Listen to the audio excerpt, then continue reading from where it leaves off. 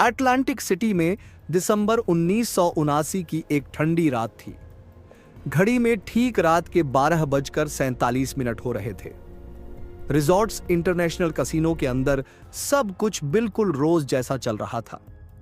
चमकदार लाइटें थीं, हवा में हल्की सी अल्कोहल और सिगरेट के धुएं की मिक्स खुशबू थी और बकारा की टेबल पर गेम लगातार आगे बढ़ रहा था। कार्ड्स खुल रहे थे, बंद हो रहे थे। डीलर पूरी फोकस के साथ पत्ते बांट रहा था और चिप्स हरी मखमली टेबल पर धीरे धीरे स्लाइड करती जा रही थी। बाहर से देखने वाले किसी इंसान को सब कुछ बिल्कुल नॉर्मल लगता, जैसे हर रात होता है, जैसे यहां कुछ भी खास नहीं है। उसी टेबल पर एक यंग लड़का बैठा था। उसका चेहरा शांत था, न कोई जल्दबाजी, न कोई एक्साइटमेंट। उसने आराम से कहा कि वो प्लेयर पर बेट लगाएगा। कार्ड्स खुले, रिजल्ट आया और वो जीत गया। आसपास बैठे लोग हल्का सा रिएक्ट करते हैं, कोई स्माइल करता है, कोई सिर हिलाता है, लेकिन कसिनो में जीत हार रोज की बात होती है, इसलिए कोई ज्यादा अटेंशन नहीं देता। टेबल से थोड़ी दूरी पर एक औरत खड़ी थी। वो गेम में शामिल नहीं थी। उसके सामने कोई चिप्स नहीं थे, उसने कोई बेट नहीं लगाया था। वो बस खड़ी होकर देख रही थी, बहुत शांति से। वो उस लड़के की तरफ सीधे देखती भी नहीं थी, जैसे उसका उससे कोई कनेक्शन ही ना हो। लेकिन उसी पल बहुत ही हल्के से उसका हाथ उसकी छाती के पास जाता है। न कोई साफ सिग्नल, न कोई बड़ी मूवमेंट, बस एक छोटा सा इशारा जिसे शायद किसी ने नोटिस भी नहीं किया। अगले गेम में वो लड़का अपना बेट बदल देता है और इस बार वह टेबल की दूसरी तरफ जाता है। कार्ड्स फिर से बढ़ते हैं। कुछ सेकंड तक लोग चुपचाप बैठे रहते हैं। फिर रिजल्ट आता है, लड़का जीत जाता है। फिर वही सीन, औरत का हाथ दोबारा हल्का सा मूव करता है। इस बार लड़का टाई पर बेट लगाता है। बकारा खेलने वाले जानते हैं कि टाई पर जाना लगभग बेवकूफ़ी मानी जाती है। ज्यादातर टाइम इसमें हार ही मिलती है। हाँ, अगर जीत गए तो पैसा कई गुना मिलता है, लेकिन जीत के चांसेस बहुत ही कम होते हैं। फिर भी कार्ड्स खुलते हैं और टेबल पर टाई निकल आती है। एक पल के लिए पूरी टेबल साइलेंट हो जाती है। लोग एक दूसरे को देखने लगते हैं, जैसे समझना चाह रहे हों कि अभी अभी हुआ क्या। ऊपर कसिनो से 3 फ्लोर ऊपर मॉनिटर्स से भरे एक बंद रूम में सर्वेलांस ऑपरेटर वीडियो को रिवाइंड करता है। उसकी नजर उस औरत के हाथ पर टिक जाती है। वो टाइमिंग देखता है, हैंड मूवमेंट नोट करता है और उसे बेट के साथ मैच करने की कोशिश करता है। वो फिर से रिवाइंड करता है, फिर एक बार और। पिछले 6 वीक्स से यही टेबल कसिनो के लिए नुकसान का सौदा बनी हुई थी। बहुत ज्यादा नहीं, इतना नहीं कि कोई अलार्म बज जाए या सीधा चीटिंग का केस लगे, लेकिन कुछ ऐसा था जो सही नहीं लग रहा था। कसिनो वालों को शक था कि वो औरत किसी तरह सिग्नल्स दे रही है, इशारे कर रही है कि कौन सा बेट लगाना है। सवाल ये नहीं था कि वो सिग्नल दे रही है या नहीं, सवाल ये था कि उसे पहले से कैसे पता चल रहा है। क्योंकि बकारा को हराना नामुमकिन माना जाता है। कार्ड्स मशीन से शफल होते हैं, रूल्स फिक्स होते हैं, हर बेट एक दूसरे से अलग होती है। न कोई मेमोरी, न कोई स्ट्रैटेजी, न कोई ऐसा तरीका जिससे किसी को एडवांटेज मिल सके। जब तक कि शफल मशीन झूठ न बोल रही हो, जब तक कि मशीन खुद को रिपीट न कर रही हो, और जब तक कि कोई इंसान इतनी बारीकी से ऑब्जर्व न कर रहा हो कि उसे पैटर्न दिखने लग जाए। कसिनो सिक्योरिटी के पास एक थ्योरी तो थी, लेकिन उसके पास प्रूफ नहीं था। वो प्लेयर्स को रोक सकते थे, उनको सर्च कर सकते थे, उन्हें लाइफ टाइम बैन दे सकते थे, लेकिन बिना पुलिस, बिना वारंट वो किसी औरत को फोर्स नहीं कर सकते थे। और अगर उनका शक गलत निकला, अगर ये बात बाहर चली गई, तो अटलांटिक सिटी का पूरा गैम्बलिंग सिस्टम सवालों के घेरे में आ सकता था। अब उनके पास सिर्फ 2 घंटे थे। 2 घंटे में उन्हें तय करना था, एक्शन लेना है या उस औरत को पैसा लेकर जाने देना है। यह बकारा की उस सिस्टम की कमी की सच्ची कहानी है। वो कमी जो कसिनो ने खुद बनाई थी, वो सिस्टम जिसको होना ही नहीं चाहिए था, और वो कॉकटेल वेट्रेस जिसने इसे सिर्फ इसलिए पकड़ लिया क्योंकि वो देखना बंद ही नहीं कर पा रही थी। ये बात 13 महीने पहले की है। तारीख थी 26 मई 1978। उसी दिन न्यू जर्सी स्टेट ने कसिनो गैम्बलिंग को लीगल कर दिया था। सरकार का प्लान बिल्कुल क्लियर था। अटलांटिक सिटी धीरे धीरे टूट रहा था। बीच की हालत खराब हो चुकी थी। बड़े बड़े होटल्स बंद हो रहे थे। पूरा शहर पैसों की कमी से जूझ रहा था और किसी को समझ नहीं आ रहा था कि इसे वापस कैसे खड़ा किया जाए। उम्मीद बस एक ही चीज से थी, गैम्बलिंग से आने वाले पैसों से। ठीक 30 डेज बाद रिजॉर्ट्स इंटरनेशनल कसिनो खुलता है। नेवादा के बाहर ये अमेरिका का पहला लीगल कसिनो था। ओपनिंग डे पर जो हुआ उसने सबको चौंका दिया। करीब 40,000 लोग एक ही दिन में पहुंच गए। कसिनो के बाहर लाइन 6 ब्लॉक्स तक फैल गई। लोग इंतजार कर रहे थे, धूप में खड़े थे, बस अंदर जाने के लिए। किसी ने उस दिन ये नहीं सोचा था कि ये एक्सपेरिमेंट इतना बड़ा बन जाएगा। सिर्फ 6 महीने के अंदर रिजॉर्ट्स इतना कमा रहा था कि उसका सालाना रेवेन्यू करीब $200 मिलियन तक पहुंच गया। कसिनो फ्लोर दिन रात खुला रहता था। 24 घंटे गेम, लाइटें, शोर और पैसा चलता रहता था। लेकिन इस बार एक फर्क था।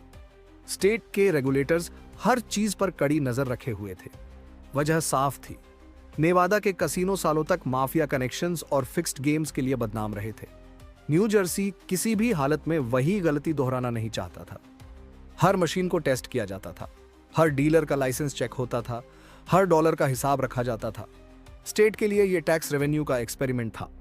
शहर के लिए यह आखिरी उम्मीद जैसी थी और अटलांटिक सिटी के हजारों लोगों के लिए यह रोजी रोटी का जरिया बन चुका था। इन्हीं लोगों में से एक थी एक 27 ईयर ओल्ड महिला जो साउथ न्यू जर्सी की रहने वाली थी। उसका नाम था लॉरेन डेलानी। लॉरेन ने जून 1978 में रिजॉर्ट्स इंटरनेशनल में काम शुरू किया था।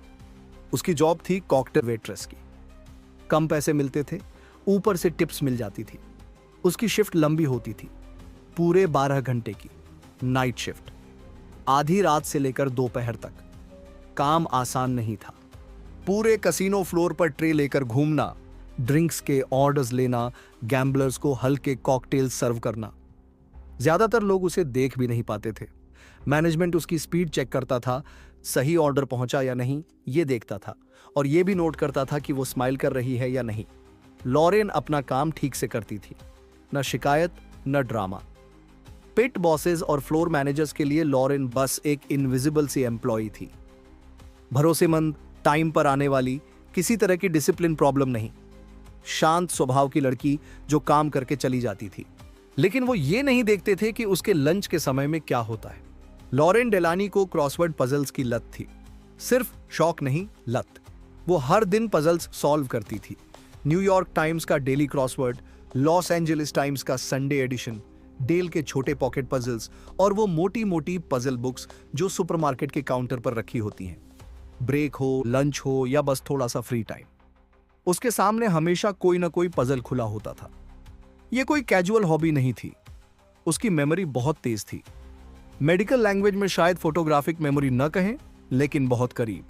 वो लेटर्स के पूरे ग्रिड को एक बार देखकर घंटों बाद भी याद रख सकती थी। धीरे धीरे उसने नोटबुक्स बनानी शुरू कर दी। क्लूज के पैटर्न्स लिखने लगी। ये ट्रैक करने लगी कि कौन सा पजल क्रिएटर किस तरह का वर्ड प्ले पसंद करता है। उसे ये नोटिस होने लगा कि कुछ आंसर अक्सर एक साथ आते हैं। कुछ वर्ड्स हमेशा एक खास तरह के क्रॉस के साथ जुड़े होते हैं। ग्रीक लेटर्स के लिए इस्तेमाल होने वाले वर्ड्स बार बार वही स्ट्रक्चर फॉलो करते थे।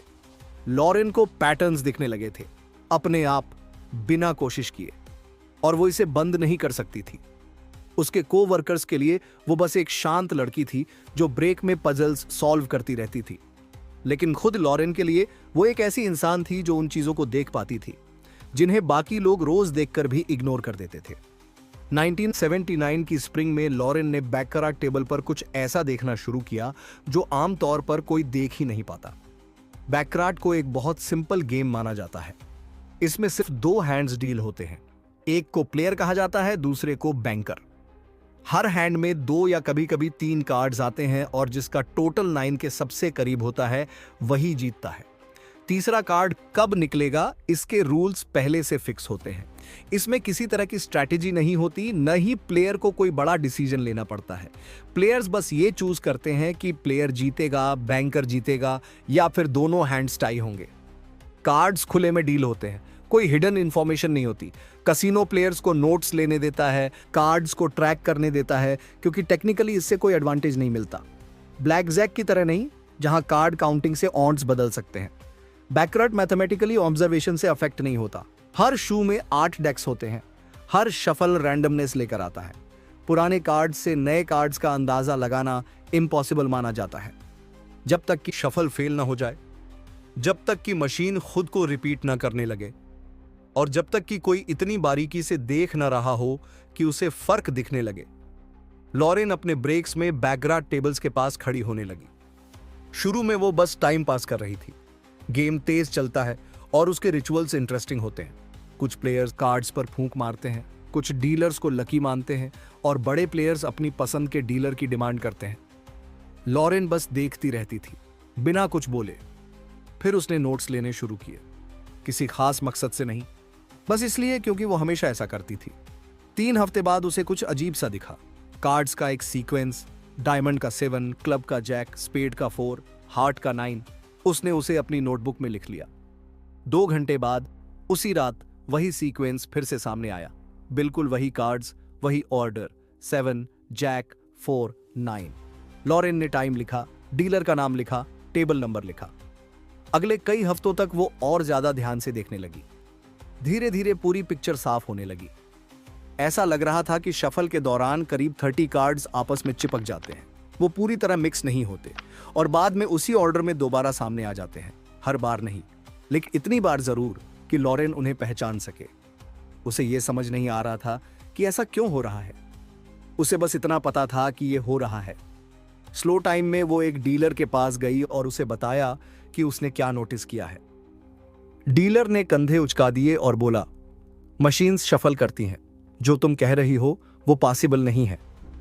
लॉरेन एक पिट बॉस के पास गई, अपनी नोटबुक दिखाई।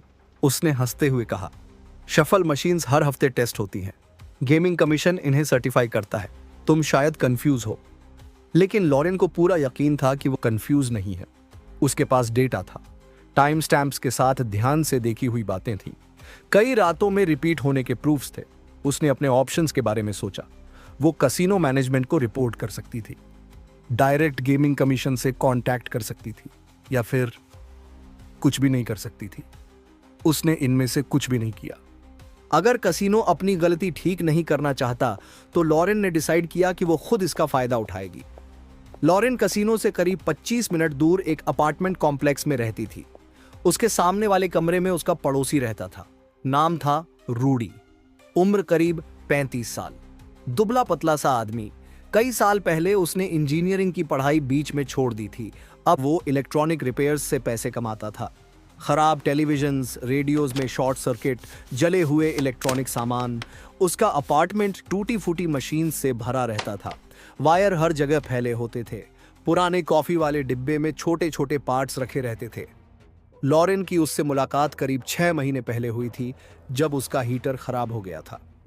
रूडी ने उसे सिर्फ 20 मिनट में ठीक कर दिया था और पैसे लेने से मना कर दिया था। तब से वो दोनों दोस्त थे। लॉरेन रूडी को जो जो उसने देखा था एक एक करके समझाने लगती है। कार्ड्स के सीक्वेंस, उनका बार बार रिपीट होना और हर एंट्री के साथ लिखा गया टाइम। रूडी बिल्कुल ध्यान से सुनता है, बीच बीच में सवाल पूछता रहता है। वो जानना चाहता है कि कसिनो में किस टाइप की शफल मशीन्स लगी हैं। लॉरेन को मॉडल का सही नाम तो नहीं पता, लेकिन वो बताती है कि मशीन ऑटोमेटिक है, मैकेनिकल है और पिछले साल ही यूज में आई है। रूडी फिर पूछता है कि ये रिपीटेशन ज्यादातर कब दिखती हैं। लॉरेन अपनी नोटबुक खोलती है और बताती है कि ज्यादातर देर रात, जब कसिनो लगभग खाली हो जाता है तब, और कभी कभी उससे पहले भी, सबसे बिजी आवर्स के बीच। रूडी चुप हो जाता है, सोचने लगता है। फिर वो स्टाफ की आदतों के बारे में पूछता है। डीलर्स की शिफ्ट्स कब बदलती हैं, टेबल्स पर रोटेशन कैसे होता है, मशीन्स की मेंटेनेंस किस टाइम होती है। धीरे धीरे ये सारी बातें मिलकर एक पूरी पिक्चर बनाने लगती हैं। उस टाइम नेवाडा और अटलांटिक सिटी के कसिनो ऑटोमेटेड शफल मशीन्स को बहुत तेजी से अपनाने लगे थे। कहा जाता था कि ये हैंड शफलिंग से तेज हैं, ज्यादा सिक्योर हैं और ह्यूमन एरर को पूरी तरह खत्म कर देती हैं। कार्ड काउंटिंग जैसी प्रॉब्लम्स भी इनसे खत्म हो जाती हैं। कसिनो के लिए सबसे बड़ा फायदा यह था कि 1 घंटे में ज्यादा राउंड्स खेले जा सकते थे। रिसॉर्ट्स इंटरनेशनल अपनी बैकयार्ड टेबल्स पर इन्हीं मशीन का यूज कर रहा था। गेम तेज चलता था और यहां स्पीड बहुत मायने रखती थी, लेकिन यही स्पीड एक प्रॉब्लम भी बना रही थी। व्यस्त समय में जब कसिनो में सबसे ज्यादा भीड़ होती थी, तब फ्लोर मैनेजर्स टेक्नीशियंस को बोलते थे कि शफल साइकिल को थोड़ा छोटा कर दिया जाए। फास्टर शफल का मतलब था ज्यादा राउंड्स और ज्यादा राउंड्स का मतलब था ज्यादा पैसा। पूरा शफल साइकिल कार्ड्स को अच्छे से मिक्स कर देता है, लेकिन शॉर्ट साइकिल ऐसा नहीं करता। मशीन में जो कार्ड्स एक ऑर्डर में एंटर होते हैं, वही कार्ड्स उसी ऑर्डर में बाहर निकलने लगते हैं। करीब 30 या 40 कार्ड्स के छोटे छोटे ग्रुप आपस में चिपक जाते हैं। और सबसे बड़ी बात यह थी कि भीड़ वाला समय खत्म होने के बाद भी मशीन को तुरंत दोबारा चालू नहीं किया जाता था। कसिनो खाली होने के काफी देर बाद तक भी मशीन्स उसी शॉर्ट साइकिल पर चलती रहती थीं। भीड़ वाले समय में इस कमजोरियों को पकड़ना मुश्किल था।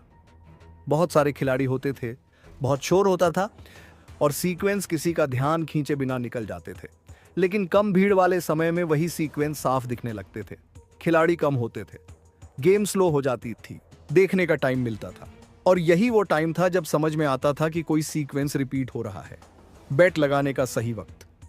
रूडी अब सब समझ चुका था। उसके दिमाग में सिर्फ एक सवाल बचा था। वो लॉरेन से पूछता है कि वो बिना देखे, बिना सामने बैठे टेबल पर कैसे कम्युनिकेट करेगी। प्रॉब्लम बिल्कुल सीधी थी। लॉरेन खुद बेट नहीं लगा सकती थी। कसिनो एम्प्लॉयज को अपनी ही प्रॉपर्टी पर गैम्बलिंग करने की सख्त मनाही थी। ऑफ ड्यूटी होने पर भी, यूनिफॉर्म में न होने पर भी उसे पहचाना जा सकता था। शक होता और फिर इन्वेस्टिगेशन शुरू हो जाती। लॉरेन को एक पार्टनर चाहिए था, कोई ऐसा जो टेबल पर बैठे और उसकी निरीक्षण के हिसाब से बेट्स लगाए। लेकिन कम्युनिकेशन पूरी तरह छिपा होना चाहिए था। न आई कांटेक्ट, न हाथों के इशारे, न धीरे से बोली गई इंस्ट्रक्शंस। हर कोने में कैमरे लगे थे। पिट बॉस को धोखाधड़ी पकड़ने की ट्रेनिंग दी जाती थी। खिलाड़ियों के बीच किसी भी तरह की तालमेल दिखते ही जांच शुरू हो जाती। तब रूडी एक सॉल्यूशन निकालता है। वो एक 2 पार्ट वायरलेस सिस्टम बनाने का आइडिया देता है। ट्रांसमीटर एक छोटा सा मैकेनिकल क्लिकर होता है, सिगरेट लाइटर से भी छोटा। रूडी उसे लॉरेन के कपड़े के अंदर बाईं तरफ बिल्कुल स्किन के पास सिल देता है। 2 छोटी बैटरीज उसे पावर देती हैं। जैसे ही लॉरेन उसे प्रेस करती है, डिवाइस एक शॉर्ट रेंज रेडियो सिग्नल भेज देता है।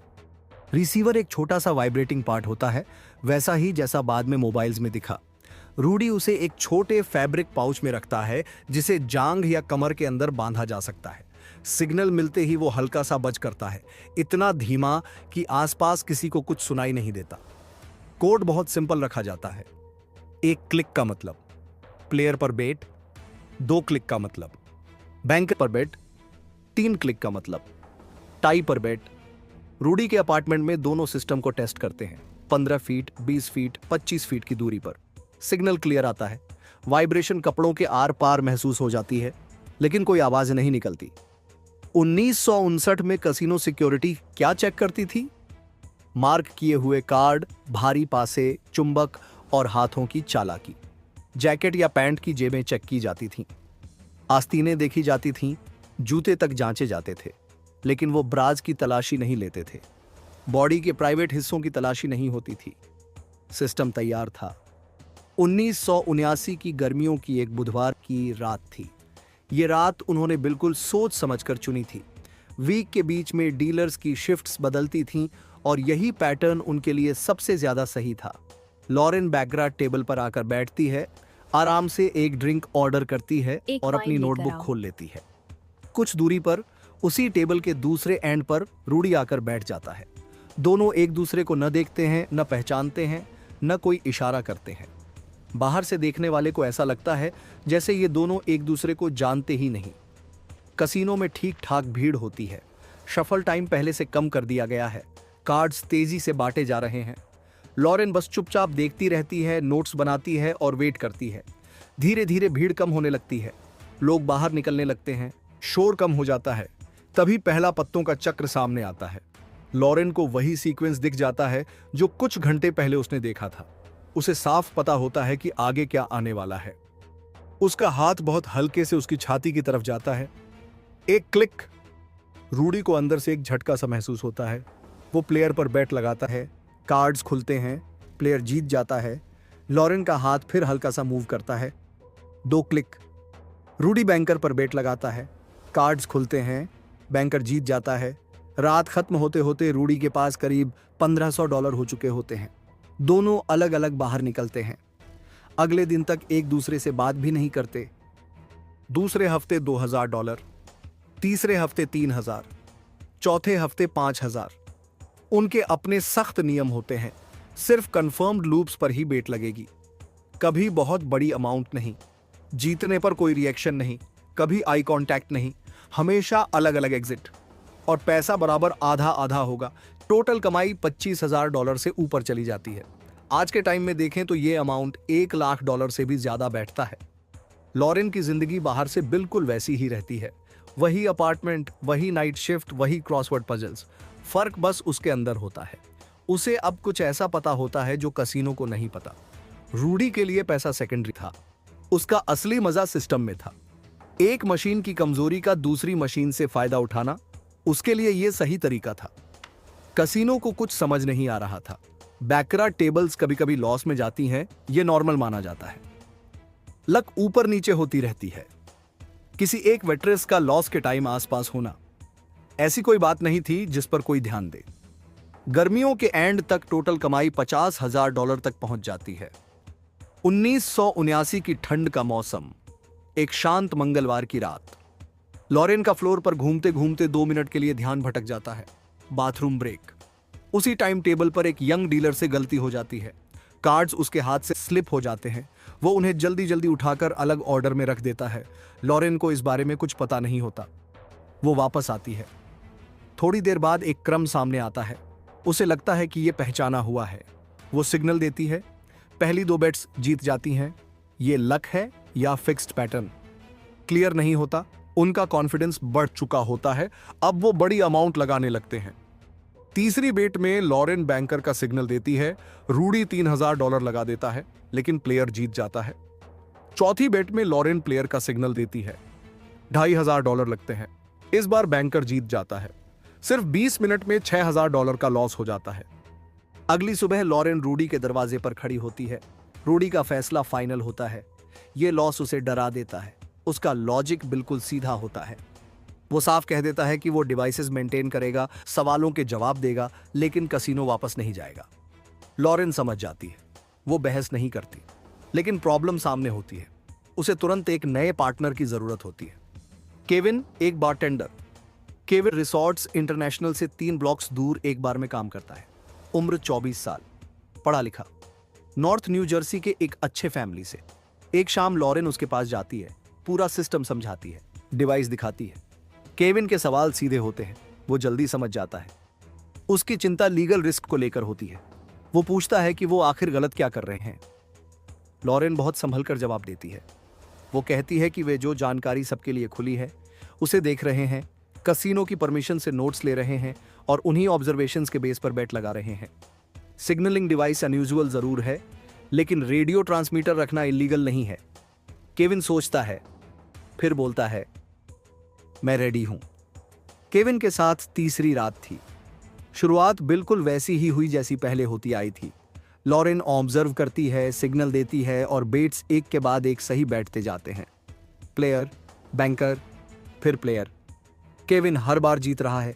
सब कुछ कंट्रोल में लग रहा है, रूटीन जैसा, सेफ। फिर अचानक लॉरेन का हाथ फिर से उसकी छाती की तरफ जाता है। 3 क्लिक, टाई का सिग्नल। वो टेबल पर रखी अपनी पूरी बैंकरोल आगे सरका देता है। जितने चिप्स थे सब, करीब $1,400। कार्ड्स डील होते हैं। टेबल पर कुछ सेकंड की खामोशी रहती है और फिर टाई। केविन बिल्कुल शांत रहता है, न कोई मुस्कान, न कोई रिएक्शन। वो चिप्स समेटता है और ऐसे खेलता रहता है जैसे कुछ खास हुआ ही ना हो। 3 मंजिल ऊपर सीसीटीवी रूम में एक स्क्रीन हल्की सी झिलमिलाहट होती है। कोई वीडियो रिवाइंड करता है, फिर से देखता है। एक आदमी टाई पर बिल्कुल परफेक्ट टाइमिंग के साथ बेट लगा रहा है और उस बेट पर अपनी पूरी बैंकरोल लगा देना, यह सोच से बाहर की बात थी। कैमरा लॉरेन पर झूम करता है, फ्रेम फ्रीज होता है। वो अपनी ब्रास स्ट्रैप ठीक कर रही होती है। फुटेज सेव हो जाता है, फाइल को नाम मिल जाता है। लॉरेन को इसका जरा भी अंदाजा नहीं होता। वो गुस्से में कैसीनो से बाहर निकल जाती है। अगले हफ्ते दोनों के बीच बहस होती है। लॉरेन रूल्स के पीछे का रीजन समझाने की कोशिश करती है। वो कहती है कि छोटी बेट्स अटेंशन से बचाती हैं। केविन अपने फैसले को डिफेंड करता है। वो कहता है कि वो जीता है, सिस्टम ने काम किया है, तो प्रॉब्लम क्या है। उसे अब भी पूरी तरह समझ नहीं आता कि लॉरेन इतनी अपसेट क्यों है, लेकिन दोनों को यह नहीं पता कि रिजॉर्ट्स इंटरनेशनल पहले ही मामला तैयार करना शुरू कर चुका है। कैसिनो बाहर से मदद लेता है। लास वेगास में काम कर चुका एक निगरानी सलाहकार बुलाया जाता है। उसका काम सीधा है, फुटेज देखो, तरीका पहचानो, केस तैयार करो। वो जीत के पैटर्न देखता है, समय नोट करता है, पैटर्न समझने लगता है। हर बार जीत वाली बाजी से ठीक कुछ सेकंड पहले लॉरेन की ब्रास स्ट्रैप एडजस्ट होती दिखती है। सलाहकार एक सिद्धांत बनाता है, छोटे रेडियो सिग्नल। ट्रांसमीटर उसके शरीर पर छुपा हुआ, रिसीवर उसके साथी के पास। लेकिन यह सिद्धांत पर्याप्त नहीं है। उसे यह भी समझना है कि लॉरेन को बेट्स की जानकारी कैसे मिल रही थी। वह शफल मशीनों की जांच करता है, टेस्ट करता है, कार्डों के इनपुट और आउटपुट की सीक्वेंसेस की तुलना करता है। मैनेजमेंट को उसका सुझाव तुरंत मिलता है, शफल मशीन्स बदल दो, सभी की सभी। इंडस्ट्री को वार्न करो, लेकिन लॉरेन के साथ जो आदमी टेबल पर बैठता है उसे वहीं रहने दो। रिजॉर्ट्स उन्हें रंगे हाथों पकड़ना चाहता है, उन्हें एविडेंस चाहिए। वो एक एग्जाम्पल सेट करना चाहते हैं। दिसंबर 1979 आता है। लॉरेन वापस लौटने का फैसला करती है। वो और केविन एक छुट्टी की रात कैसीनो में आते हैं। लॉरेन अपनी नियमित टेबल पर बैठती है, नोटबुक खोलती है। मिडनाइट के बाद अगला साइकिल आता है। लॉरेन सिग्नल करती है, केविन बेट लगाता है, प्लेयर जीत जाती है। लॉरेन फिर सिग्नल करती है, बैंकर जीत जाता है, फिर टाई पर भी विन। सिर्फ 20 मिनट में $4000 का प्रॉफिट हो जाता है। और तभी लॉरेन के कंधे को एक हाथ पड़ता है, केविन के कंधे पर भी एक हाथ। Security guards. लॉरेन और केविन को एक छोटे से साइड रूम में बैठा दिया जाता है। रूम बिल्कुल खाली है। लीड इंटरोगेटर सामने बैठा है। उसकी आवाज शांत है लेकिन टोन साफ है। वो कहता है कि उन्हें पता है कि उन्होंने क्या किया है। फिर वो अपनी थ्योरी समझाने लगता है, सिग्नल्स, टाइमिंग, बेट्स, सब कुछ। और आखिर में लॉरेन को कन्फेस करने का मौका देता है। लॉरेन सीधा मना कर देती है। वो पूछता है कि सिग्नल कैसे काम करता है। लॉरेन अनजान बनने का नाटक नहीं करती, वो बस आराम से कहती है कि उसे कुछ नहीं पता। वो कहता है कि उसके शरीर पर कहीं ट्रांसमीटर होगा और कहीं रिसीवर। फिर वो सर्च करने की अनुमति मांगता है। लॉरेन अचानक आवाज ऊंची कर देती है, इतनी ऊंची कि दरवाजे के बाहर खड़े कैसीनो स्टाफ भी सुन सकें। वो कहती है कि क्या उन्हें पता है कि वो क्या मांग रहे हैं। बिना अरेस्ट के डिटेंड की गई एक महिला से सिर्फ एक थ्योरी के आधार पर आदमियों से भरे कमरे में कपड़े उतारने को कह रहे हैं। फिर वो पूछती है कि क्या वो जा सकती है। लीड इंटरोगेटर टेबल पर एक फाइल सरकाता है। लाइफ टाइम बैन, तुरंत लागू। लॉरेन बिना कुछ कहे बाहर निकल जाती है। केविन उसके पीछे चलता है। सड़क तक पहुंचने तक दोनों एक दूसरे से एक शब्द भी नहीं बोलते। लॉरेन डेलानी कभी रिजॉर्ट्स इंटरनेशनल वापस नहीं लौटी। बैन हमेशा के लिए था। केविन का नाम रिकॉर्ड्स से धीरे धीरे गायब हो गया। इसके आगे कोई ऑफिशियल डॉक्यूमेंट नहीं मिलता। रूडी अपने अपार्टमेंट में इलेक्ट्रॉनिक्स रिपेयर करता रहा। जो डिवाइस उसने बनाया था वो कभी रिकवर नहीं हुआ। शायद आज भी कहीं पड़ा हो, किसी दराज में, किसी पुराने टिन में। अगर आपको यह वीडियो पसंद आया हो तो वीडियो को लाइक जरूर करें, हमारे चैनल को सब्सक्राइब करें और अपने दोस्तों के साथ शेयर करना न भूलें। धन्यवाद।